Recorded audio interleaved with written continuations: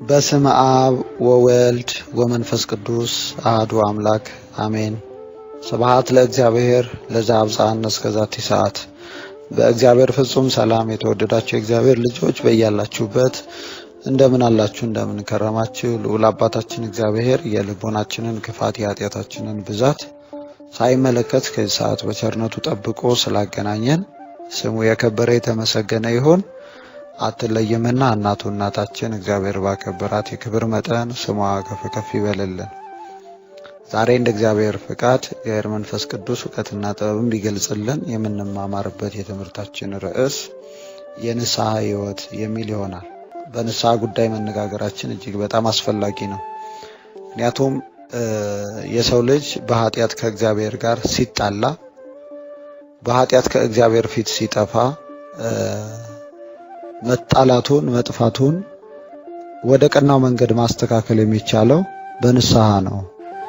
የሰው ልጅ ሆኖ የማይበድል እንጨት ሆኖ የማይጤስ ብረት ሆኖ የማይዝግ የለምና የሰው ልጅ ስህተቱን አምኖ ጌታ ሆይ አላበጀሁም ማረኝ ብሎ የሚታረቀው በንስሐ በር ነው። ኃጢአተኞች ከእግዚአብሔር ጋር ታርቀው የሚገቡበት ወደ መንግሥተ ሰማያት የሚገቡበት በር ንስሐ ነው። ስለዚህም ስለ ንስሐ በቂ ዕውቀት ያለው ሰው ቢወድቅ ይነሳል፣ ቢቆሽሽ በንስሐ ሳሙና ፍትግ ተደርጎ ይታጠባል፣ ቢሰበር በንስሐ ዘይት ይጠገናል። ስለ ንስሐ ዕውቀቱ ባደገ መጠን ንስሐ የዕድሜ ልክ ኑሮ መሆኑን ያውቃል፣ ይረዳል። እንግዲህ ለንስሐ የሚገባ ፍሬ አፍሩ እንደሚባለው እንደተባለው በቃሉ እሱም ስለ ንስሐ ሲያውቅ ስለ ንስሐ ሲረዳ ንስሐ የተሰጠን ፍሬ እንድናፈራ መሆኑ ይረዳዋል፣ ይገነዘበዋል። በእውነት በዚህ ቤተክርስቲያን ውስጥ ለመኖር አስፈላጊ ከሆኑ ነገሮች መካከል ስለ ንስሐ ጠንቅቆ ማወቅ ነው። ስለ ንስሐ መረዳት ነው። ብዙ ሰዎች እግዚአብሔር መሐሪ መሆኑን ከሱ ጋር ይታረቁ ዘንድ የንስሐን ምስጢር ማዘጋጀቱ ሳይገባቸው ቀርቶ ሰይጣን በህሊናቸው ውስጥ እያንሾካሾከ ንስሐ እንዳይገቡ አድርጎ በኃጢአት ዓለም ውስጥ ጨልጠው እንዲጠፉ አድርጓል። እግዚአብሔር አይምረንም ብለው የጠፉ ስንት ናቸው? እግዚአብሔር እንደኔ ያለውን ሰው ይምር ዘንድ አይገባውም ብለው በራሳቸው ላይ የሞት ፍርድ ፈርደው በቀቢጸ ተስፋ ተይዘው የጀመሩትን የኃጢአት ሕይወት እንደ ቀዝቃዛ ውሃ እየጨለጡ እስከ መጨረሻ ወቅታ ድረስ ከኃጢአት ጋር 80 አስረው የኖሩ ብዙ ናቸው። በዚህ የተነሳ የጠፉት ከእግዚአብሔር ኅብረት የተለዩት ወደ ሲኦል የወረዱት ወደ መንግሥተ ሰማያት መግባት የሚያስችለውን የንስሐ በርን መግቢያውን አጥተውት ነው። ስለ ንስሐ ማወቅ መታደል ነው። እውነት ለመናገር ስለ ንስሐ ጠንቅቆ የሚያውቅ ሰው እውነት ነው ሰው ልጅ ኃጢአት ይሰራል። እንኳን አይደለም እኛ ከእመቤታችን በቀር በዚህ ምድር ላይ የኖሩ ቅዱሳን ሁሉ ሕይወታችሁ እንዴት ነበረ ብለን ብንጠይቃቸው ኃጢአት የለብንም ብንል ራሳችን እናስታለን። እውነትም በእኛ ዘንድ የለም ይሉናል። እነ ቅዱስ ጳውሎስ ምርጥቃ ከመባሉ አስቀድሞ ሳኦል ነበረ፣ ቋንጃ ቆራጭ ማጅራት መች ነበረ። እስጢፋኖስ የሞተው በሱ የተነሳ ነው። እነ ጻሊሙ ሙሴን እናውቃለን። ከእግዚአብሔር ኅብረት ተለይተው ኃጢአትን እንደ ቀዝቃዛ ውሃ እየጨለጡ በእግዚአብሔር ፊት ርኩሰትን ሲያደርጉ የኖሩ ናቸው። እነ ማርያም ግብፃዊትን እናውቃለን። ማርያም መቅደላዊትም ጨምሮ የኃጢአት ሥራ ሴተኛ ዳሪ በመባል በማህበረሰቡ ዘንድ የምትታወቅ ነበረች። ብዙ ቅዱሳን ወደ ቅድስና ማማ የወጡት የቅድስናን ተራራ የወጡት ራስ ወደ ሆነው ወደ ክርስቶስ ያደጉት ንስሐን ምርኩዝ አድርገው ይዘው ነው። ቢወርቁ ተነስተው ነው፣ ቢታጠው ቢቆሽሹ ታጥበው ነው። ስለዚህም ስለ ንስሐ ማወቅ ማለት መታደል ነው።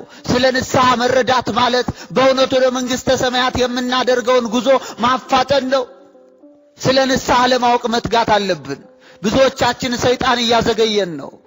በተለያየ መልኩ ንስሐ እንዳንገባ ታስረናል። ንስሐ የመግቢያ መንገዱንም ግልጽ ስላልሆነልን በዚህ የተነሳ እንሰናክላለን።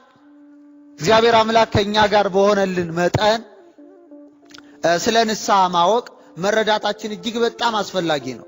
ስለዚህም ነው ይህን ርዕስ አስፈላጊና ዕድሜ ልካችንን ልንኖርበት የሚገባ በመሆኑ የተነሳ ልንነጋገርበት የሚያስፈልገው። ትምህርታችንን የምንጀምረው ንስሐ ምንድነው ብለን ነው። ንስሐ ነሳ ከሚለው የግዕዝ ግስ የወጣ ቃል ነው። የቃሉ ፍቺም ሐዘን፣ ጸጸት፣ ቁጭት፣ ምላሽ፣ መቀጮ፣ ቅጣት፣ ቅኖና፣ የኃጢአት ካሳ ማለት ነው። አንድ ሰው ንስሐ ገባ ሲባል አዘነ፣ ተጸጸተ፣ ተመለሰ፣ ክፉ አመሉን ተወ፣ ጠባዩን ለወጠ ማለት ነው። ንስሐ ማለት ደግሞ አንድ ሰው በሰራው ጥፋት፣ ባደረገው ስህተት፣ በፈጸመው ኃጢአት ማዘኑን፣ መቆርቆሩን፣ መጸጸቱን ዳግመኛም ያንን የመሰለ ኃጢአት ላለማድረግ የሚወስነው ውሳኔን ያጠቃልላል። አንድ ሰው ንስሐ ገባ የሚባለው እግዚአብሔርን በኃጢአት የተነሳ በማስቀየሙ፣ እግዚአብሔርን በኃጢአት የተነሳ በእሱ ላይ በአመጽ መነሳቱ፣ እርኩሰትን በማድረጉ የተነሳ ጌታ ሆይ ተጸጽቻለሁ፣ አንተን አባቴን በበደሌ አይገባኝም ነበረ፣ ስለዚህም በሰማይና በምድር ፊት በድያለሁ ይቅር በለኝ የሚልበት ነው። ለዚህም እኮ ነው ውዳሴ ማርያምም ስንጀምር ፈቀደ እግዚእ ያግዕዞ ለአዳም ሕዙነ ወትኩዘ ልብ ወያግቦ ሀበዘ ትካት መንበሩ። የንስሐ መጨረሻ የንስሐንም መጀመሪያ በዚህ አንቀጽ ላይ ፍንትዋ አድርጎ ቅዱስ ኤፍሬም ነግሮናል። ልቡ ያዘነ የተከዘ አዳም ነው። ልቡ ያዘነው የተከዘው ለምንድን ነው? እግዚአብሔርን ያህል ጌታ፣ ገነትን ያህል ቦታ በኃጢአቴ ምክንያት አጣሁኝ፣ እግዚአብሔርን አስቀየምኩት፣ ከመለኮት እቅፍ ውስጥ ወጣሁ፣ እግዚአብሔርን በደልኩ፣ አሳዘንኩት ብሎ ልቡ ያዘነ የተከዘ፣ ልቡ አዘነ ተከዘ። ንስሐ ጸጸት ነው አላልነው? ንስሐ መቀጮ ነው አላልነው? ልቡ ያዘነ የተከዘ አዳምን። ስለዚህም እግዚአብሔር አምላክ አዳም ልቡ በማዘኑ በመተከዙ በሰራው ኃጢአት በመጸጸቱ በመቆርቆሩ በመጸጸቱ የተነሳ ወያግቦ ሀበዘ ትካት መንበሩ ወደ ቀደመው ክብሩ ሊመልሰው ወደደ ይለናል። እንግዲህ አስቡ፣ የንስሐ ውጤት ይሄ ነው። ልባችን በኃጢአታችን የተነሳ ሲያዝን፣ እግዚአብሔርን መበደላችን ሲሰማ፣ እግዚአብሔርን ማሳዘናችን ሲያሳዝነን፣ ጌታ ሆይ አላበጀውም ማረኝ ስንለው፣ በፊቱ ስንወርቅ ስንነሳ፣ የዳዊት ልጅ ሆይ ከኃጢአት በሽታ ፈውሰኝ፣ የዳዊት ልጅ ሆይ ኃጢአት ያቆሸሸውን ሰውነቴን እጠብ፣ አንጻ፣ ከበረዶ ይልቅ ነጭ አድርገኝ፣ ሐሴትና ደስታን አሰማኝ፣ የሰበርካቸው አጥንቶቼ ደስ ይላቸዋል ስንለው በፊቱ እኩል ይሆናል። ጥሩ የንስሐ ሕይወት እኩል ይሆናል። ሀበዘ ትካት መንበሩ ወደ ቀደመ ክብሩ፣ ወደ ቀደመ ልዕልናችን፣ ወደ ቀደመ የእግዚአብሔር ልጅነታችን፣ ወደ ቀደመ አቅም ወዳለው የክርስትና ሕይወታችን መመለስ ማለት ነው። ንስሐ በአጠቃላይ ስናየው መጸጸት ማዘን ነው። ሰው ይወድቃል፣ ሰው ይሳሳታል፣ ሰው ከእግዚአብሔር ጋር በኃጢአት የተነሳ ይጣላል። ሊታረቅበት የሚችለው የንስሐ በር ደግሞ ንስሐ የሚለው ቃል በራሱ ጸጸት ነው፣ ሐዘን ነው። እግዚአብሔርን አሳዘንኩት፣ እግዚአብሔርን በደልኩኝ፣ በሰማይና በምድር መካከል አስቀየምኩት፣ በቅዱሳን መላእክት ፊት የጸጋ ልብሴን ተገፍፌ ዕርቃኔን ቆምኩኝ። አላበጀሁም ጌታ ሆይ ማረኝ፣ አላበጀሁም ጌታ ሆይ በድያለሁ። በፍቅር ላይ እግሬን ማንሳት፣ ኃጢአት መፈጸም፣ እርኩሰትን በሕይወቴ ውስጥ ማስተናገድ አልነበረብኝም ጌታ ሆይ፣ ስለዚህም ይቅር በለኝ የምንልበት መንገድ ንስሐ ይባላል።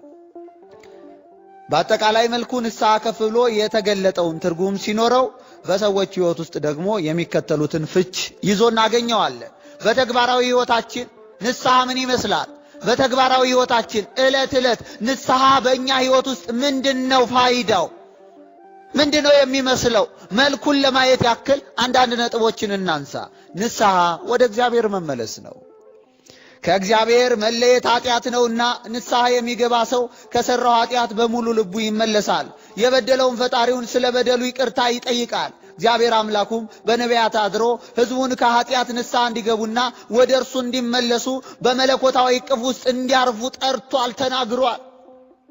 የነቢያት አገልግሎታቸው መሰረቱ ንስሐ ነበረ። ከእግዚአብሔር የራቀውን በእግዚአብሔር ፊት ኃጢአትና ርኩሰት የሚፈጽመውን ሕዝቡ በእነሱ ላይ እግዚአብሔር አድሮ ከኃጢአታቸው ተመልሰው በንጽሕና እንዲኖሩ ከጨለማ አሰራር ወጥተው ወደሚደነቅ የንስሐ ፍሬ ብርሃን እንዲመጡ እግዚአብሔር ጠርቷል። እንዲህ ነው ያላቸው፣ ከአባቶቻችን ዘመን ጀምሮ ከሥርዓቴ ፈቀቅ ብላችኋል፣ እርሱንም አልጠበቃችሁም። ወደ እኔ ተመለሱ፣ እኔም ወደ እናንተ እመለሳለሁ። ሚልክያስ 3 ከቁጥር 7 ወደ እኔ ተመለሱ አለ እግዚአብሔር። በምንድን ነው የምንመለሰው ትሉኝ እንደሆነ በንስሐ ነው ይላችኋል። በምንድነው የምንመለሰው? መመለሻ መንገዱ ምንድነው? ኃጢአትና ርኩሰት በመፈጸማችን የተነሳ ሕይወታችን ጨልሟል። ዲያብሎስ በሕሊናችን ውስጥ የሚያንጎዳጉደው ሐሳብ በመብዛቱ በራሳችን ላይ ተስፋ ቆርጠናል። የጨለማ ድቅድቁ የኃጢአት ርኩሰት ሕይወቱ አስጨንቆ ጠፍሮ ይዞናል። ታዲያ ወደኔ ተመለሱ እኔም ወደ እናንተ መለሳለሁ ስትለን ጌታ ሆይ በምን እንመለስ ካላችሁ ብልጭ ብላ አድርግም የምትለው ሁልጊዜም እግዚአብሔር በጨለማ ውስጥ ለኃጢአተኞች ተመለሱ የሚለውን መልእክቴን ሰምታችሁ ኑ ወደኔ ተመለሱ እኔ ወደ እናንተ መለሳለሁ። ምንም አይነት ኃጢአት ፈጽሙ፣ ምንም አይነት ርኩሰት አድርጉ፣ ምንም አይነት ከባድ ኃጢአት በብዛት አድርጉ፣ እንደ ሰማይ ከዋክብት እንደ ምድር አሸዋ ኃጢአታችሁ ይብዛ፣ ወደኔ ተመለሱ እኔ ወደ እናንተ መለሳለሁ። ምንም ኃጢአት አድርጉ፣ ለሰዎች ልትነግሩት ስትናገሩት የሚዘገንን ኃጢአት እንኳን ፈጽሙ፣ አረ እንደኔ ያለ ኃጢአተኛ የለም በሉ። የዓለምን እንኳን ኃጢአት ችላችሁ በአንድ ጀንበር ፈጽሙት። እኒህን ሁሉ ኃጢአት እንኳን ፈጽማችሁ ወደኔ ተመለሱ እኔ ወደ እናንተ መለሳለሁ ይላል ጌታ በማለት ጥሪውን አስተላልፏል። በመጽሐፈ ምሳሌ ኃጢአቱን የሚሰውራት አይለማም፣ የሚናዘዛት የሚተዋት ግን ምሕረትን ያገኛል በማለት ተጽፏል። ምሳሌ 28 ከቁጥር 13 ላይ በሉቃስ ወንጌል የምናገኘው አባካኙ ልጅ ኃጢአቱ በመረረው በተጸጸተ ጊዜ ወደ ልቡ ሲመለስ ወደ አባቱ ለመምጣት ወሰነ። አባቱን በሐሴት ተቀበለው። ሉቃስ 15 ከቁጥር 18 እስከ 20 እውነተኛ ንስሐ ሰዎችን በበደልና ኃጢአት ምክንያት ወደ አጡት ስፍራ ለመመለስ የሚኖራቸው ናፍቆትና የሚወስኑት ውሳኔ ነው። ንስሐ ማለት ወደ ቀደመው የቅድስና ሕይወት፣ ወደ ቀደመው የንጽህና ሕይወት፣ ወደ ቀደመው እግዚአብሔርን ወደ ማምለክ፣ ወደ ቀደመው ወደ ሥርዓት አምልኮ ውስጥ ገብቶ በአምልኮተ እግዚአብሔር ወደ መጽናት ከፍታ ለመውጣት የሚኖረን ናፍቆት ነው። እግዚአብሔር አምላክ አዳምን እንደሚደነቅ አድርጎ ፈጥሮታል። መላእክት እንኳን አዳም እስኪፈጠር ድረስ ጓግተዋል። ምክንያቱም በአዳም ላይ እግዚአብሔር ይታያል። አዳም የእግዚአብሔር ምሳሌ ነው። ባሪያውና በአምሳሉ ነው የፈጠረው። ስለዚህም አዳምን ለማየት መላእክት ጓጉ። ማየት ያልቻሉትን እግዚአብሔር በአዳም ውስጥ ለማየት ካላቸው ናፍቆት የተነሳ አዳም እስኪፈጠር ድረስ ቸኮሉ። ለአዳም እግዚአብሔር የምትደነቅ መኖሪያ በኤዶም ገነት አዘጋጀለት። ከዛ በኋላ ወደ ክብር ሀገሩ አመጣው። የሚገዛቸውን ፍጥረታት ሁሉ አዘጋጅቶ ለአንክሮ ለተዘክሮ በሚደነቅ በዛች ብርሃናዊት ከተማ ቅዱሳን መላእክት ጋር እግዚአብሔርን እያገለገለ በንጽህናና በቅድስና ሲኖር ሳለ ይህን ንጽህናው ያስቀናው ጠንተ ጠላቱ ሰይጣን ወዲያውኑ መጥቶ ከእግዚአብሔር ጋር አጣላው። አትብላ የተባለውን ዕፀ በለስ በላ። በዚህ የተነሳ አዳም እግዚአብሔርን በደለ። አዳም ማድረግ የማይገባውን በእግዚአብሔር ላይ መፈንቅለ መንግስት አደረገ፣ ፈጸመ። ወዲያውኑ ምድረ ፋይድ ወረደ። ብዙ ሰዎች ኃጢአት የሚያስደስት መስሏቸው፣ ወደ ከፍታ የሚያወጣ መስሏቸው ኃጢአት የሚያስደስት መሆኑ እየተሰማን ኃጢአት እንሰራለን። አዳምም እግዚአብሔር የሚሆን መስሎት ነበረ። እግዚአብሔርን የሚያክል መስሎት ነበረ። ከነበረው መንፈሳዊ ደረጃ ከፍ የሚል መስሎት ነበረ። ወዲያውኑ ግን ዲያብሎስ የገባለት ቃል ሁሉ በፍጹም የማይጨበጥ ሐሰትና ሐሰት ብቻ ስለነበረ ወዲያውኑ ተዋረደ። ምድረ ፋይድ ወረደ። በረደተ መቃብር ረደተ ሲኦል ተፈረደበት። ከእግዚአብሔር ኅብረት ተለየ። ከቅዱሳን መላእክት ጋር እንደ ወንድማማቾች ይተያየ የነበረው አዳም አሁን እንደ ጥላቱ በሰይፍ በሚንበለበል ሰይፍ ገነት ውስጥ እንዳይገባ የገነትን በር ይጠብቁ ጀመረ። በዚህ የተነሳ አዳም አዘነ። በጣም በማዘኑ የተነሳ እግዚአብሔርን ያህል ጌታ ገነትን ያህል ቦታ አጣሁኝ፣ እርኩሰትና ኃጢአት ፈጸምኩኝ፣ ጌታ ሆይ አላበጀሁም ማረኝ እያለ ያለቅስ ነበረ። ከማልቀሱ የተነሳ ይላሉ አባቶች ሲናገሩ እንባው አልቆ እጅ እስከሚያወጣ ድረስ ፈቀደ እግዚእ ያግዕዞ ለአዳም ሕዙነ ወትኩዘ ልብ ወያግቦ አበዘ ትካት መንበሩ። ጌታ ልቡ ያዘነ የተከዘ አዳምን ነፃ ያወጣው ዘንድ አዳም ኃጢአት በመስራቱ እርኩሰት በመፈጸሙ ገነትን በማጣቱ እግዚአብሔርን በማስቀየሙ አባቱን በማሳዘኑ የተነሳ አዘነ፣ ተጸጸተ። በመጸጸቱ የተነሳ እግዚአብሔር አምላክን ይቅርታ ለመጠየቅ የራሱን ደም ያደማ ነበረ። በሰው ሰውነቱን በተለያየ ነገር እየዋጨረ ደሙን እያወጣ ጌታ ሆይ ማረኝ ይለው ነበረ። ባንተ ደም ዓለም አትድንም አለው። ፈቀደ እግዚአብሔር ለአዳም ሕሱነ ወትኩዘ ልብ ወደ ቀደመው ቦታ ለመመለስ አዳም ከነበረው ናፍቆት የተነሳ ጌታ ሆይ ማረኝ አለው። ጌታ ሆይ ምህረት አድርግልኝ። በዚህም የተነሳ ሰውነቱን እየቧጨረ መስዋዕት ቢያደርግ ያነ በንስሐ ተጸጽቶ ወደ ነበረበት የክብር ቦታ ለመመለስ የነበረውን ናፍቆት እግዚአብሔር አይቶ በሱ ደም ዓለምን አድኖ ወደ ቀደመው ክብሩ እንደሚመልሰው ቃል ገባለት። ስለዚህም ነው እውነተኛ ንስሐ ሰዎችን በበደልና ኃጢአት ምክንያት ወደ አጡት ስፍራ ለመመለስ የሚኖራቸው ናፍቆትና ውሳኔ ነው የምንለው። ስለዚህም እግዚአብሔርን ያህል ጌታ ገነትን ያህል ቦታ ያጣው አዳም ከእግዚአብሔር ኅብረት ተለይቶ የተመለሰው ወደ ገነት ለመግባት ያለው ቁርጥ መሻት ነው። እኛም ኃጢአታችንን ሁሉ ትተን እርኩሰትን ሁሉ ከኛ አስወግደን ንስሐ ገብተን በንስሐ አባቶቻችን ፊት ኃጢአታችንን ተናዘን እርኩሰት እንደፈጸምን አምነን ቅኑናችንን ፈጽመን ጌታ ሆይ ማረኝ እያልን ወደ ቀደመው የንጽህና ሕይወታችን ወደ ቀደመው የክብር ሕይወታችን ወደ ቀደመው ክርስቶስን ወደሚመስል መልካችን ለመመለስ ናፍቆት ሲኖረን እውነተኛ ንስሐ የዚህ ልጅ ነው ማለት ነው። ሌላ ንስሐ ከእግዚአብሔር ጋር መታረቅ ነው። ኃጢአትን ከእግዚአብሔር ጋር መጣላት ነውና ስለዚህም ነገር ሐዋርያው ቅዱስ ጳውሎስ እንግዲህ እግዚአብሔር በእኛ እንደሚማለድ ስለ ክርስቶስ መልእክተኞች ነን፣ ከእግዚአብሔር ጋር ታረቁ ብለን እንለምናችኋለን ሁለተኛ ቆሮንቶስ ምዕራፍ 5 ቁጥር 20 በማለት ተናግሯል። ንስሐ ከእግዚአብሔር ጋር መታረቅ ብቻ ሳይሆን የእግዚአብሔር በሰዎች ልቦና ውስጥ ማደር ነው። ሰው ኃጢአትን ከእርሱ ካላስወገደ የእግዚአብሔር ማደሪያ ሊሆን ስለማይችል ከእግዚአብሔር ጋር መታረቅ ማለት የእግዚአብሔር ማደሪያ ለመሆን መዘጋጀት ማለት ነው። እንግዲህ ኃጢአት ስንሰራ እርኩሰትን ስንፈጽም እግዚአብሔር አታድርጉ ያለንን ነገር በማድረግ ስንጸና አታድርጉ ያለንን ነገር በማድረግ ስንጸና አድርጉ ያለንን ነገር ደግሞ ባለማድረግ ስንጸና እግዚአብሔር ጋር እንጣላለን። ከእግዚአብሔር ጋር ለመታረቅ ያነ የነበረውን በእኛና በእግዚአብሔር መካከል የነበረውን የጠብ ግድግዳ ለመናድ ለማፍረስ ለማፈራረስ እግዚአብሔር አባቴ ነው ብለን እቅፍ አድርገን በመለኮታዊ እቅፍ ውስጥ ለማረፍ ንስሐ መታረቂያ ነው። እግዚአብሔር አምላካችን በንስሐ ካጸዳን በኋላ ነው ልባችንን ዙፋን ሰውነታችንን ድንኳን አድርጎ የሚኖርብን። እግዚአብሔር ኃጢአት አይስማማውም፣ እርኩሰት አይስማማውም። በባህሪው ቅዱስና ንጹሕ ልዩ ነው። ስለዚህም የተነሳ በኃጢአተኞች ላይ አያድርም ይላል ቅዱስ ጳውሎስ። ለቤዛ ቀን የታተማችሁበትን ቅዱሱን የእግዚአብሔር መንፈስ አታሳዝኑ። እግዚአብሔር መንፈስ ቅዱስ 36 ሕዋሳቶቻችንን ተቀብተነው መንፈስ ቅዱስ አድሮብናል። ይሄ ያደረብን መንፈስ ቅዱስ ከሱ ፍቃድ ተለይተን እንደ ሥጋ ሐሳብ ስንመላለስ ኃጢአትን እንደ ቀዝቃዛው ስንጨልጥ በውስጣችን አለና ያዝናል። ምንም ሥራ አያሰራንም። ምክንያቱም እንዳናሰራው ኃጢአት እየፈጸምን ነው፣ እያሳዘነው ነው። ስለዚህም እሱ ጋር እንጣላለን። እግዚአብሔር አምላክ በእኛ ውስጥ ለማደር እንደምንፈልግ ከሆነ መደረግ ያለበት ትልቁ ነገር በንስሐ እግዚአብሔር ጋር መታረቅ ነው። ስንታረቅ ወደሱ ወደ ፍቅሩ ዙፋን ስንመጣ እርኩሰትን ወደምንፈጽምበት ሕይወት መሄዳችንን ትተን ወደ ቅድስና ተራራ ለመውጣት ስንቸኩል በንጽህና ሕይወት ለመመላለስ ስንቆርጥ መታረቅ የሚቻለው በንስሐ በኩል ነው። እግዚአብሔር ጋር በንስሐ ኃጢአታችንን ስናወራረድ በኑዛዜው የተነሳ እግዚአብሔር ይፍታ የሚለውን የካህኑን ጸሎት ስንሰማ በምድር ያሰራችሁት በሰማይ እየታሰረ ነው፣ በምድር የፈታችሁት በሰማይ እየተፈታ ነው ይላልና ከኃጢአት እስራት በካህናት ላይ ባደረው ጸጋ መንፈስ ቅዱስ ስንፈታ ያን ጊዜ እግዚአብሔር በልባችን ያድራል። ልባችንን ዙፋን ሰውነታችንን ድንኳን አድርጎ ይኖርብናል ማለት ነው። ስለዚህም ንስሐ ማለት ከእግዚአብሔር ጋር መታረቅ ነው።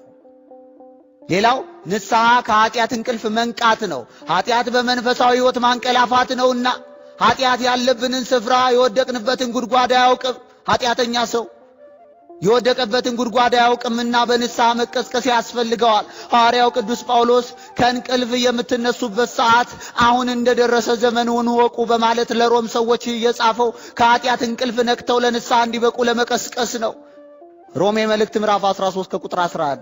በዚህ አገላለጽ ንስሐ የሰውን ወደ ቀደመ ክብሩ ለመመለስ የሚነቃው መንቃት ነው። ከኃጢአት የተነሳ ማንነታችን አጥቷልና የጠፋው ልጅ ወደ ልቡ ተመለሰ ሲል ከኃጢአት ኃጢአት የተባለውን ረዝም እንቅልፍ ለንጽህና ለመኖር ተነሳ ማለት ነው። ስለዚህም ኃጢአት ንስሐ ማለት ከኃጢአት እንቅልፍ መንቃት ነው። ንስሐ ወደ መንፈሳዊ ሕይወት መመለስ ነው። እንግዲህ ያሳያችሁ በኃጢአት ዓለም ውስጥ አስረሽ ምቺው ዳንኪራ እንደዚህ ባለ ርኩሰት ውስጥ የምንኖር ከሆነ መንፈሳዊ ሕይወታችን ገደል ይገባል። ወደ ክርስቶስ የምናደርገውን ራስ ወደ ሆነው ወደ ክርስቶስ የምናደርገው መንፈሳዊ ሕይወታችን በኃጢአት የተነሳ ይገታል። እደጉ ተብለናል። የተጠራነው እንድናድግ ነው። የተጠራነው ፍሬያማ ክርስቲያኖች እንድንሆን ነው። ቅዱስ ዮሐንስ መጥምቀ መለኮት ንስሐ ስለ ፍሬያማ ክርስትና ሕይወት ሲያወራ ምን አለ? ፍሬ የሌለው ዛፍ ቢኖር ይቆረጣል አለ። ወደ እሳትም ይጣላል። መንሹ በእጁን አውድማውን ፈጽሞ ያጠራል። ፍሬውን ወደ ጎተራ ያስገባዋል፣ ገለባውን ደግሞ በማይጠፋ እሳት ያቃጥለዋል ይላል። ስለዚህ ወደ መንፈሳዊ ሕይወታችንን የሚገታው መንፈሳዊ ሕይወታችን እንዳያድግ የሚቆጣጠረው ሕይወታችንን የሚበክለው ኃጢአት ነውና ንስሐ ወደ መንፈሳዊ ሕይወት መመለስ ነው። ኃጢአት የነፍስ ሞት ነውና ቅዱስ ጳውሎስ እንዲህ አለ፣ በኃጢአት ሞተን ሳለ በክርስቶስ ተነሳን ብሏል። ዳግመኛም አንተ የምትተኛ ንቃ፣ ከሙታን ተነሳ፣ ክርስቶስ ያበራልሃል። ቅዱስ ዮሐንስ ወንጌላዊውም እኛ ከሞት ወደ ሕይወት እንደተሸጋገርን እናውቃለን በማለት ምስክርነቱን ሰጥቷል። ቅዱስ ያዕቆብም ኃጢአተኞች ከተሳሳተበት መንገድ የሚመልሰው ነፍሱን ከሞት እንደሚያድን የኃጢአቱን ብዛት እንዲሸፍን ይወቅ ብሎ ተናግሯል። ኃጢአት የነፍስ ሞት፣ ንስሐ ደግሞ ሕይወት መሆኑን አስተምሯል። በዚህም የተነሳ ስለዚህም መንፈሳዊ የሕይወት ትንሣኤ ነው። ኃጢአት በመንፈሳዊ ሕይወት በመሞት ነውና ንስሐ ደግሞ ራስ ወደ ሆነው ወደ ክርስቶስ የምናድገው መንፈሳዊ እድገት ነው። መንፈሳዊ እድገታችን የሚጀምረው መቼ ነው? ጻሊሙ ሙሴ ቋንጃ ቆራጭ ማጅራት መች ነበረ? ማርያም ግብፃዊትም እንደዚህ ባለው የኃጢአት ርኩሰት ውስጥ ትኖር ነበረ። ይህን የቅድስና ሕይወት መጀመሪያ ነጥቡን በምን አገኘችው ብንል በንስሐ ነው። ቋንጃ ቆራጭ ማጅራት መች የነበረው ጻሊሙ ሙሴ የመነኮሳት አባት ቅዱስና የተለየ ለመባል በመንፈሳዊ ተጋድሎ ውስጥ ወደ ምንኩስና ሕይወት ለመግባት የመነሻ ነጥቡ ምን ነበረ? ያን መንፈሳዊ ሕይወት ውስጥ ያን መንፈሳዊ መሰላል ላይ መውጣት የቻለው ከየትኛው ነጥብ ተነስቶ ነው ብንል ይሄን እድገት ያገኘው ከንስሐ ነጥብ ላይ ተነስቶ ነው። ማርያም መግደላዊትን እናውቃታለን። ዘማ ነበረች። ዘማ በመሆኗ የተነሳ በርካታ ሰው ጋር በመተኛት ቤተ መቅደስ የሆነውን አካሏን አጉድፈዋለች፣ አቆሽሸዋለች። በዚህ የተነሳ ክርስቶስ የተባለው ታላቅ የኃጢአተኞች ወዳጅ እናንተ ደካሞች ሸክማችሁ የከበደ ወደ እኔ ኑ ብሎ የተጣራውን ጌታ ጥሪውን ሰምታ ወደ ሕይወት ብትገሰግስ ከ36ቱ ቅዱሳን አንስት መካከል እንደ አንዷ ተቆጠረች። የክርስቶስ ቤተሰቦች መካከል እንደ አንዷ ሆነች። የትንሣኤው ምስክር ለመሆን በቃች። ስለዚህ የመንፈሳዊ እድገታችን የመጀመሪያው ነጥብ ምንድነው ከተባለ ንስሐ ነው።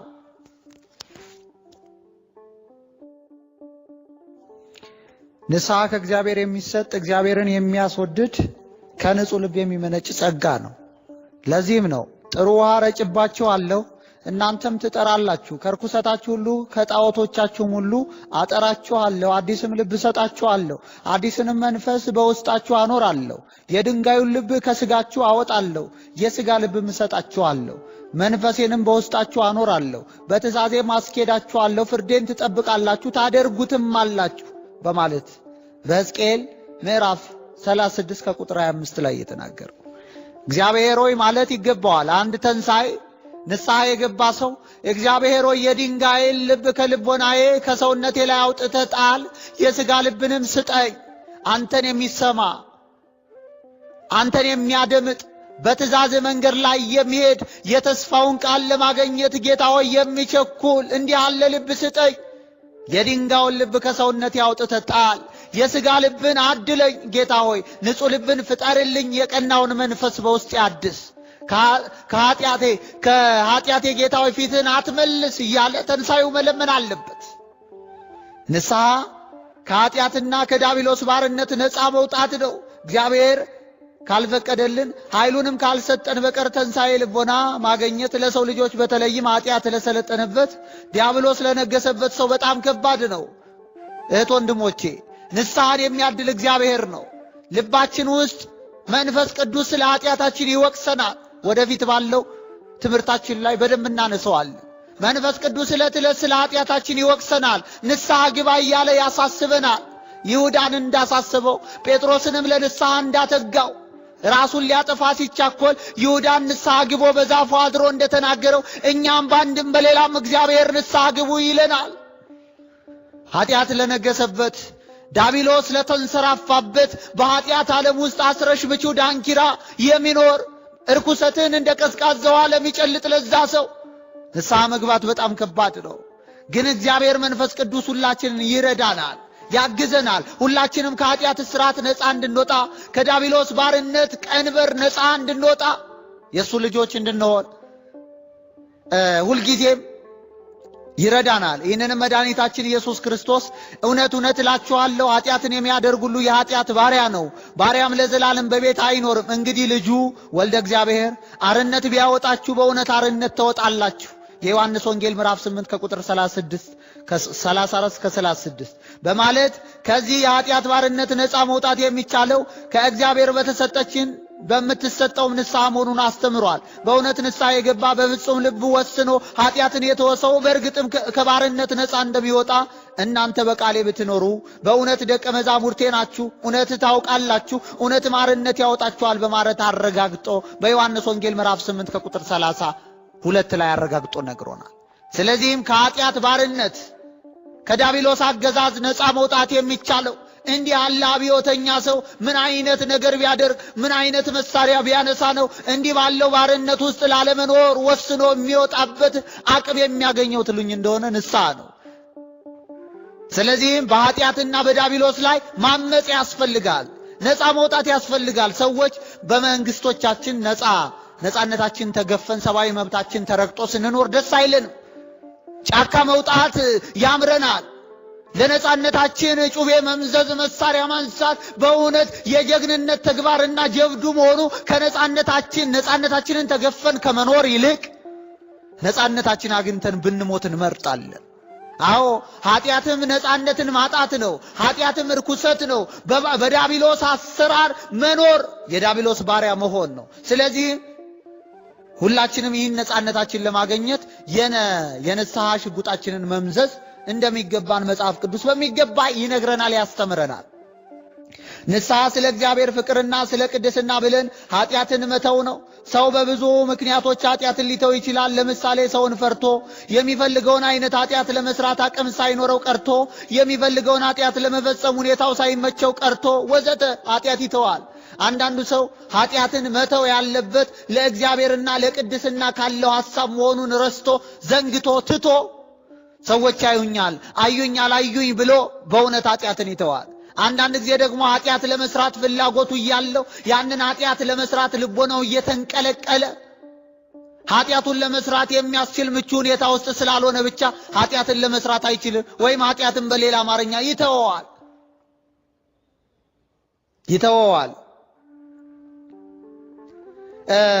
ይህ አይነቱ ከኃጢአት መራቅ ንስሐ ሊባል በፍጹም አይችልም። በመጀመሪያ ኃጢአትን ለመስራት ማሰብን ከልቦና ፈጽሞ ማጥፋት ይገባል። የኃጢአት ፍቅር ከልቦና ሳይወጣ የኃጢአት ፍላጎት እያለው ኃጢአትን ያልሰራ ሰው ኃጢአትን ትቷል ሊባል በፍጹም አይችልም።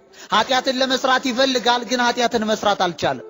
ግን ፍላጎቱ ነው እኮ ኃጢአቱን ለመስራት ሁኔታዎች ቢመቻቹለት ኃጢአትን ከመስራት ወደ ኋላ አይልም። ልቦናው ግን ኃጢአትን ለመስራት ስለሚፈልግ ኃጢአትን ግን ስላልሰራ ይሄ ሰው ኃጢአትን ትቶታል ማለት አይቻልም። ምክንያቱም በልቡ እየሰራው ነው። ንስሐ የሚባለው ኃጢአትን ከልቦና ከማሰብ ከመስራት ፈጽሞ መከልከልና መተው ነው። ኃጢአትን የሚሰውር አይለማም፣ የሚናዘዛት የሚተዋት ግን ምሕረትን ያገኛል ሲል ጠቢቡ ሰለሞን በምሳሌ 28 ከቁጥር 13 ላይ እንደተናገረው ማለት ነው። በእርግጥ ወደፊት እናየዋለን። ንስሐ በአንድ ጊዜ ኃጢአትን መተው አይቻልም። በአንድ ጊዜ ደግሞ ኃጢአትን መጥላት ከህሊናችን ጠራርጎ ኃጢአትን ማውጣት አይቻልም። ሂደት ነው። በሂደት ግን እዚህ ደረጃ ላይ መድረስ የምንችልባቸው የንስሐ የማፍሪያ መንፈሳዊ ዘዴዎች፣ መንፈሳዊ መንገዶች አሉ። እነሱም በስርዓት ቀይሰን መንቀሳቀስ ከቻልን ራስ ወደ ክርስቶስ እናድጋለን። በንጽህና ሰገነት ላይ እንቆማለን። ወደ ቅድስና ተራራ እንቆማለን። ቅድስና ተራራ ላይ መመላለስ ይቻለናል። ብርሂት የሆነች ደመና ትጋርደናለች።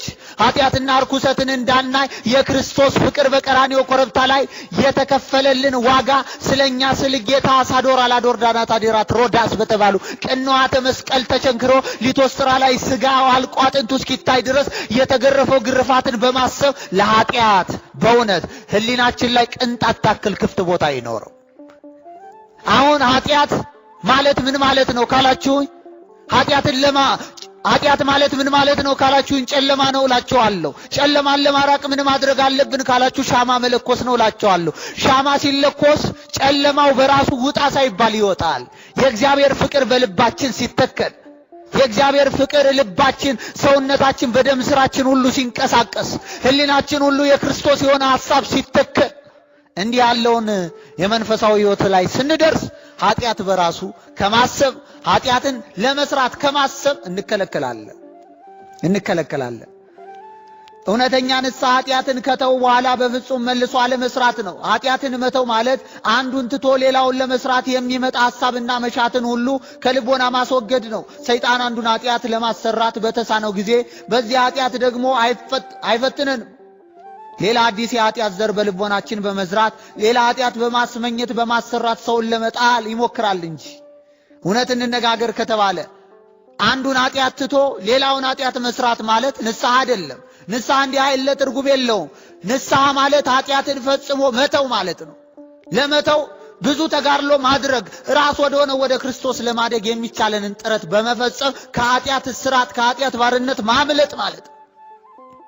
ስለዚህ ዝሙት እየሰራ የሚመጸውት ሰው ካለ በእውነት በዝሙቱ የተነሳ ምጽዋቱ ተቀባይነት አያገኝም።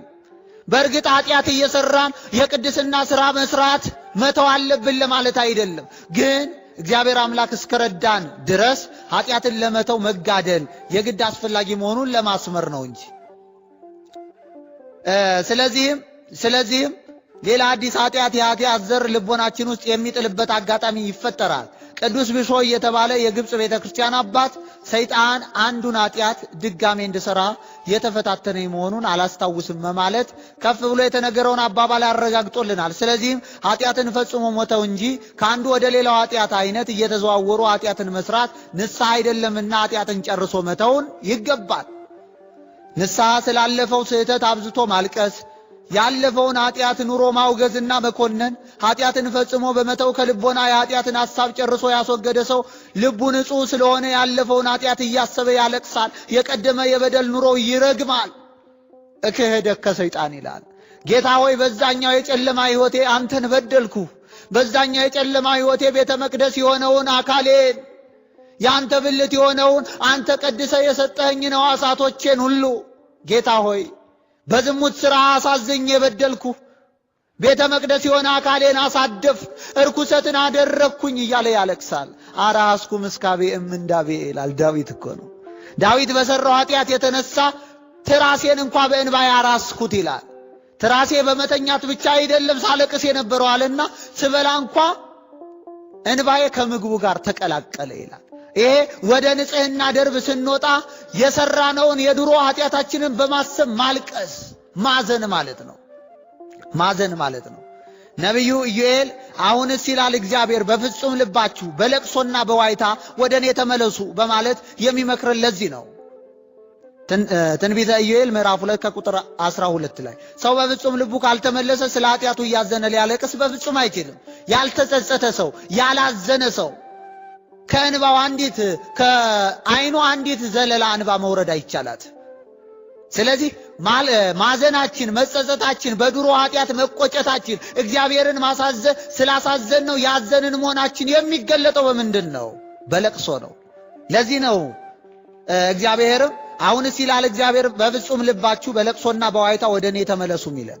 ንስሐ ፍጹም የሆነ የህይወት ለውጥ እንጂ ጊዜያዊ ስሜት አይደለም። ተንሳዩ በስሜት ተነርቶ ለጊዜው የሚያሳየው ጸጸት ንስሐ አይባልም። አንዳንድ ሰዎች አለን አንድ ስብከት ከሰማን በኋላ ዛሬውኑ ንስሐ ገባለሁ ብለን እናዝናለን፣ እንቆጫለን። ከዛ በኋላ ያነ የቁጭት ስሜታችን ከኛ ጋር አብሮ መቆየት አቅቶት ወዲያውኑ ወደ ኃጢአታችን፣ ወዲያውኑ ወደ ክፋታችን፣ ወደ ቀደሙ የጨለማ አሰራራችን እንገባለን። ንስሐ ማለት ፍጹም የህይወት ለውጥ እንጂ ጊዜያዊ ስሜት አይደለም። ተንሳዩ በስሜት ተነርቶ ለጊዜው የሚያሳየው ጸጸት ንስሐ አይባልም። በፍጹም በመላ ህይወቱ በመለወጥ ወደ እግዚአብሔር መቅረብ አለበት። ይህ የህይወት ለውጥ በራሱ ውስጥና ከሰዎች ጋር ባለው ግንኙነት፣ በአስተሳሰቡ መለወጥ፣ በአቋሙና በጠባዩ መለወጥ፣ ስለ ህይወቱ ባለው አመለካከት መለወጥ፣ በአነጋገር ስርዓቱ መለወጥ፣ ከእግዚአብሔር ጋር የነበረውን ግንኙነት ከክህደት ወደ እምነት በመለወጥ ይታወቃል። በልቦናው መለወጥ ደግሞ የሚወደውን ኃጢአት በመጥላት በምትኩ ልቦናው የእግዚአብሔር ፍቅር በመምላቱ የተነሳ መንፈሳዊ የህይወት ተሐድሶ በማግኘቱ ይታወቃል። ይህንንም ለማረጋገጥ ቅዱስ ጳውሎስ በልባችሁ መታደስ ተለወጡ እንጂ ይህንን ዓለም አትምሰሉት ብሎናል። ሮሜ 12 ከቁጥር 2። ከዚህም በተነሳ ነው እንግዲህ ንስሐ ፍጹም የሆነ የህይወት ለውጥ እንጂ በጊዜያዊ ስሜት ላይ የተመሰረተ አይደለም እየተባለ የሚነገረው ቤተክርስቲያናችን ውስጥ አንድ ሰሞን አይደለም የንስሐ ሐሳብ ሊኖረን የሚገባው። እድሜ ዘመናችንን በኃጢአታችን እየተቆረቆረን መኖር አለብን። እድሜ ዘመናችንን ንስሐ ከገባን በኋላ የቀበርነው በንስሐ ተፍተን የቀበርነው ያንን ትፋታችንን መልሰን እንደ ውሻ እንዳንልሰው መጠንቀቅ አለብን። ወደፊት እናነሳዋለን ትምህርቱ ላይ። የአንድ ሰሞን አይደለም። ብዙዎቻችን ወረተኞች ነን። አንዳንድ ልብ የሚነኩ ስብከቶችን ከሰማን በኋላ ልባችን በመነካቱ የተነሳ ተግባራዊ የሆነ ስሜት ላይ መሰረት ያደረገ ተግባራዊ ምላሽ እንሰጣለን። ያ ተግባራዊ ምላሻችን ስለማንንከባከበው መንፈስ ቅዱስ ያነደደውን እሳት ዓለም እንዳያጠፋው፣ ዘፈን እንዳያጠፋው፣ ቻት ብዙ ወሬ እንዳያጠፋው ስለማንጠብቀው ወዲያውኑ ያነ የንስሐ ጸጸት ልባችን ውስጥ ይጠፋል። ንስሐ ኃጢአትን ሲሰሩ ከመኖር ይልቅ ከእግዚአብሔር ጋር መኖርን መሻት መምረጥ ነው። ከእግዚአብሔር ጋር መኖርን መምረጥ ማለት እግዚአብሔር የማይወደውን የማይደሰትበትን ኃጢአት ከመስራት ተከልክሎ እግዚአብሔር የሚወደውን የሚያስደስተውን ጽድቅ የሚገኝበትን መልካም ምግባርና ትሩፋት በመስራት እርሱን በማምለክ በማገልገል መኖርን መምረጥ ነው። ሰው ከእግዚአብሔር ጋር መኖርን መረጠ ማለትም መንገዱን የእግዚአብሔርን መንገድ፣ ፍቃዱን የእግዚአብሔርን ፍቃድ፣ ሐሳቡ የእግዚአብሔርን ሐሳብ አደረገ ማለት ነው። ሰው የእግዚአብሔርን መንግስት የማያልፈውን ርስቱን መረጠ ማለት ነው። ንስሐም ኃጢአትን የኃጢአት ውጤት የሆነውን የገሃነም ኑሮ ትቶ ከእግዚአብሔር ጋር በመንግስተ ሰማያት መኖርን መምረጥ ነው መባሉ ስለዚህም ነው። ከዚህ አንጻር ነው ነቢይ እግዚአብሔር ቅዱስ ዳዊት ለኔስ ወደ እግዚአብሔር መቅረብ ይሻለኛል በማለት ምርጫውን ከእግዚአብሔር ጋር መኖር ያደረገው። እኔና ቤቴ ግን እግዚአብሔርን እናመልከዋለን፣ እኔና ቤቴ ግን እግዚአብሔር እንታዘዘዋለን፣ እኔና ቤቴ ግን እግዚአብሔር የሚጠላውን እንጠላለን፣ እኔና ቤቴ ግን እግዚአብሔር የሚወደውን እንወዳለን። ሐሳባችን እግዚአብሔር ያሰበውን ያን ለኛ የሆነውን ነገር ለኛ ያሰበውን ሐሳብ ነው። ንግግራችን ሁሉ እያንዳንዱ ነገራችን በእግዚአብሔር ቃል መሰረትነት የሆነ መሆን ይገባዋል ብሎ መወሰን ነው። ንስሐ የአእምሮ መታደስ ነው። ኃጢአት የአእምሮ መበላሸት ነውና ኃጢአትን የሚያሰላስል አእምሮ የተበላሸ ነው። በኃጢአት እድፍ ንጽህናውን ያጣ አእምሮ የሚታደሰው ኃጢአትን ማሰላሰል የተወ እንደሆነ ነው። ይህ በንስሐ ነው። ይህንን ሲገልጥ ቅዱስ ጳውሎስ በልባችሁ መታደስ ተለወጡ ብሎናል። ንስሐ የእግዚአብሔርን መንግስት ለመውረስ የሚያስችል ወደ መንግስተ እግዚአብሔር የሚያስገባ ቁልፍ ነው። ንስሐ የመንግስተ ሰማያት መግቢያ በር ነው። የሰው ሕይወት በንስሐ ከታጠበ ንጹህ ከሆነ የእግዚአብሔር መንግስት ለመውረስ የተዘጋጀ ይሆናል። በዚህ መሰረት ንስሐ አምስቱ ጠባያትን ወደ ሰርጉ ቤት ለመግባት አምስቱ ደናግላት ወደ ሰርጉ ቤት ለመግባት ያስቻላቸው የመብራት ዘይት ነው። ደናግላኑ ተዘጋጅተው በመጠበቃቸው ሙሽራው በመጣ ጊዜ ሊቀበሉት አብረውት ወደ ሰርጉ ቤት ሊገቡ እንደቻሉ ሁሉ በንስሐ ታጥበው ከኃጢአት ተለይተው ምግባርና ሃይማኖት ዘይታቸውን በመብራታቸውን አዘጋጅተው የተገኙ ምእመናን ወደ ሙሽራው ወደ ወልደ እግዚአብሔር በሚገለጥበት ዕለተ ምጽአት በደስታ ሊቀበሉት አብረው ወደ ሰርግ ቤቱ መንግስተ ሰማያት ለመግባት ይችላሉ። ከዚህም በመነሳት ነው ንስሐ ወደ መንግስተ እግዚአብሔር የምታስገባ ቁልፍ ናት። ማርያም መቅደላዊት በእውነት ለዚህ ምስክራችን ናት። እነ ጸሊሙ ሙሴም ቢሆን በሕይወታቸው ራስ ወደ ሆነ ወደ ክርስቶስ ለማደግ የመጀመሪያ ነጥብ አድርገው የተጠቀሙበት ንስሐን ነው።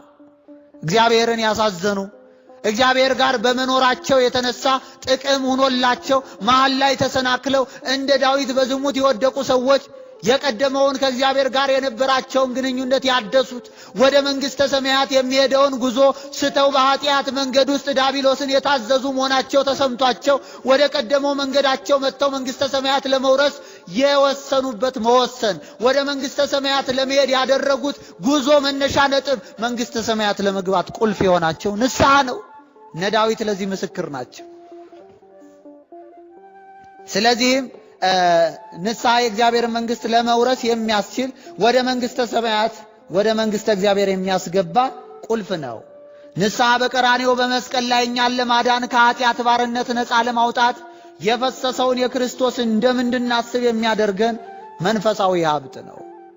ንስሐ የሚገባ ሰው ጌታ ሆይ ስለኔ ፍቅር ብለህ ቀራንዮ ላይ የሾህ አክሊል ደፋህ፣ ጌታ ሆይ ስለኔ ብለህ መስቀሉን ተሸክመው ፊት ያሉ ወታደሮች በእውነት በገመዳቸው ሲስቡ በደረትህ እየወደክ ከኋላ ደግሞ ያሉት ሲስቡ በጀርባ እየወደክ እንደዚህ ባለ ስቃይ ሊቶስጥራ ላይ ስጋ አልቆ አጥንትህ እስኪታይ ድረስ ተገርፈህ ሳዶር አላዶር ዳናት አዴራትቅ ሮዳስ በተባሉ ቅንዋተ መስቀል እየተቸነከርክ ለኔ ንጽህና ስትል እንዲህ ያለውን ዋጋ ከፍለሃል ብሎ ራስን ቀራንዮ ላይ ማግኘት ነው። ዮሐንስ ላይ በእግረ መስቀሉ መገኘት ነው። እንደመቤታችን በቀራንዮ ኮረብታ ላይ ስጋውን ለቆረሰው ደሙን ላፈሰሰው ውርደታችንን ተሸክሞ ኃጢአታችንን ተሸክሞ ለዋለው ለእግዚአብሔር በግ ለንጽህናችን መሰረት ንጽህናችንን ላጎናጸፈን ጌታ ከሱ እግረ መስቀል ውስጥ ተገኝቶ ማልቀስ ነው፣ ማንባት ነው እንደመቤታችን። ስለዚህ ንስሐ ኃጢአትን የምንቃወምበት ልቦናችንን ከስጋ ፍቃድ የምናነጻበት ነገረ መስቀሉን ለማሰብ የሚያስችለን ጥልቅ መንፈሳዊ ፍቅር የምናገኝበት የእግዚአብሔር ስጦታ ነው። በንስሐ ከኃጢአት ያልነጻ ልቦና ፍቅረ እግዚአብሔር ስለማይኖረው የተደረገለትን አምላካዊ ቸርነት አያስተውለው። ስለዚህም ንስሐ ገብተን ልቦናችንን ለፍቅረ እግዚአብሔር ማዘጋጀት ይገባናል። እግዚአብሔር ለመውደድ የመጀመሪያው ነጥብ ንስሐ ነው። እግዚአብሔርን ለማፍቀር ያደረገልንን ነገር በማሰብ ጌታ ሆይ ለኔ እኮ ነው እያልን ወደ ንጽህና ሰገነት ለመውጣት የምንቻኮልበት የመጀመሪያው ነጥብ ነገረ መስቀሉን ማሰብ የሚያስችለን ፍቅረ እግዚአብሔርን የሚያሰርጽብን ንስሐ ነው። ንስሐ ከኃጢአት የሚያነጻ ሱራፌል ከመንበረ ሥላሴ የወሰዱት የእሳት ፍም ነው። በእርሱም የኃጢአተኞችን ኃጢአት ተወግዷል። ንስሐም ኃጢአታቸው የሚወገደው ሰይጣንን የምናቃጥልበት እሳት ነው። ንስሐ ከሕይወታችን ኃጢአትን የምናስወግድበት ብቻ ሳይሆን ከፍርድ መዝገብም ኃጢአታችን የምናስፍቅበት ብቸኛው መንገድ ነው፣ ብቸኛው ላጲስ ነው።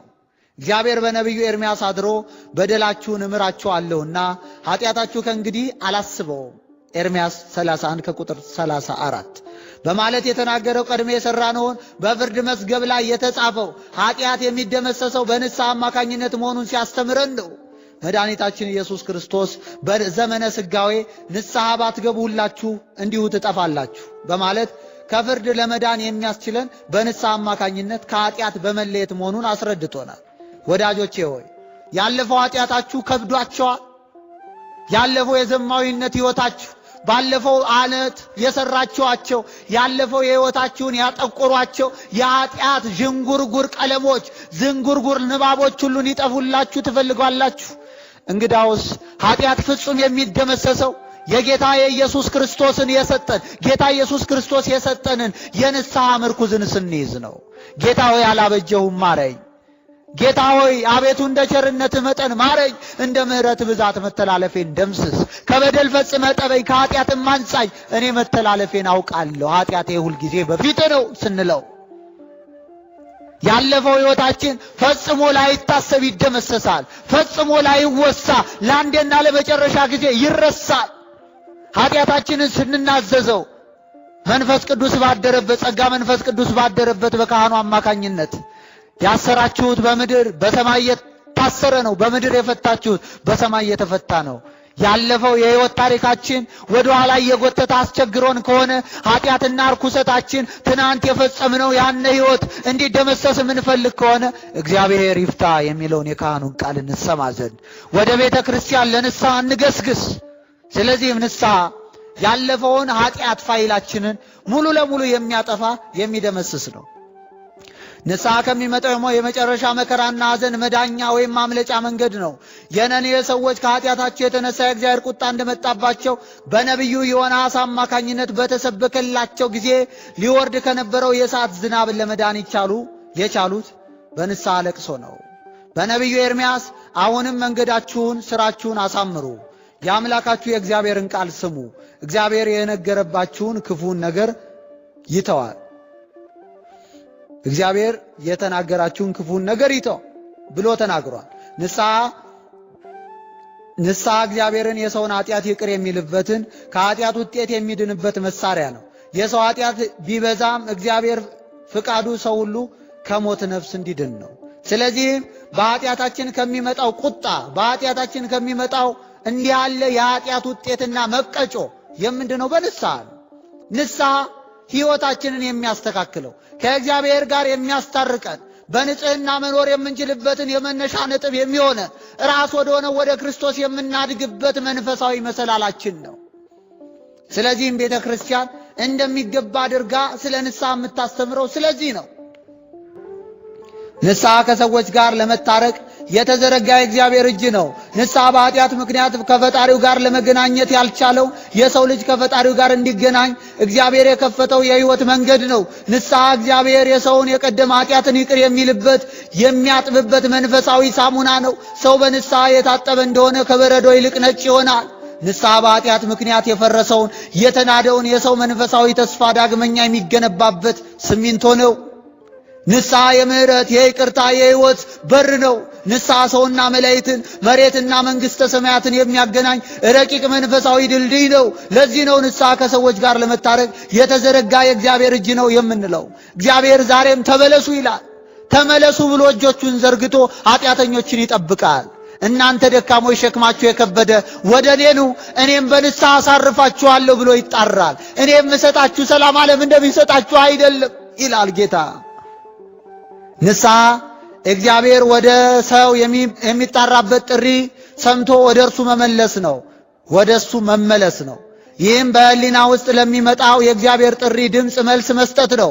የተቀደሰ የመንፈስ ቅዱስን ሥራ አለመቃወም የእግዚአብሔርን ጥሪ መስማት ነው። ልቦናን የማደንደን የእግዚአብሔርን ቃል አለመቀበል የተቀደሰውን የመንፈስ ቅዱስ ሥራ መቃወም ነው። የእግዚአብሔር መንፈስ አለማሳዘን የእግዚአብሔርን ጥሪ መስማት ነው።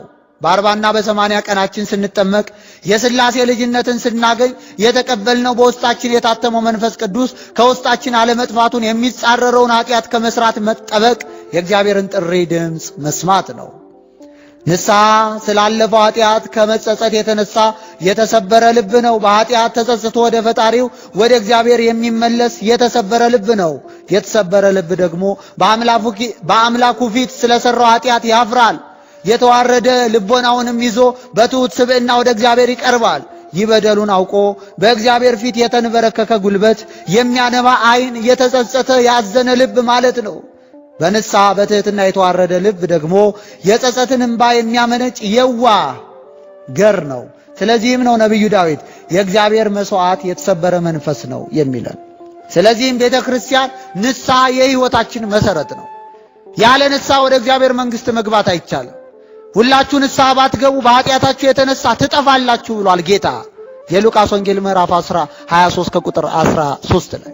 ስለዚህም ሁላችንም ወደ እግዚአብሔር የምንቀርብበት ስለ ንስሐ ጥልቅ ዕውቀት ኑሮን ወደ ተግባራዊ ሕይወታችን ተርጉመን እንድንኖርበት በዝርዝር መማር ስላስፈለገን ነው ይሄ ትምህርት ያስፈልገው። ሁላችንም ከኛ መካከል ኃጢአት የለብንም የሚል ሰው የለም።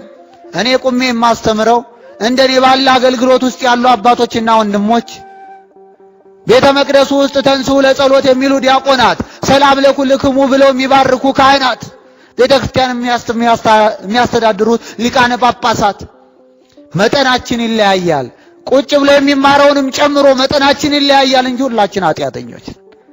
ኃጢአት የለብንም ብንል ራሳችን እናስታለን። እውነትም በእኛ ዘንድ የለም ነው የሚለው መጽሐፋችን። ስለዚህም ኃጢአት የሌለበት ሰው የለም። ንስሐ የማያስፈልገው ሰው የለም።